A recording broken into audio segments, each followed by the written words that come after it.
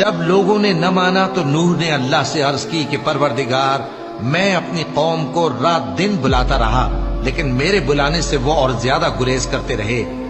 جب میں نے ان کو بلایا کہ توبہ کریں اور تو ان کو معاف فرمائے تو انہوں نے اپنے کانوں میں انگلیاں دے لی اور اپنے اوپر کپڑے اوڑھ لیے اور اڑ گئے اور خوب تکبر کرنے لگے۔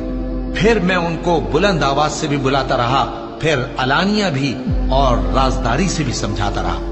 پھر میں نے کہا کہ اپنے پروردگار سے معافی مانگو کہ وہ بڑا معاف کرنے والا ہے۔ وہ تم پر آسمان سے موسلا دھار میں برسائے گا اور تمہارے مال اور بیٹوں میں اضافہ کرے گا اور تمہیں باغ عطا کرے گا اور ان میں تمہارے لیے نہریں بہا دے گا۔ تم کو کیا ہوا ہے کہ تم اللہ کی عظمت کا اعتقاد نہیں رکھتے، حالانکہ اس نے تم کو طرح طرح کی حالتوں میں پیدا کیا ہے؟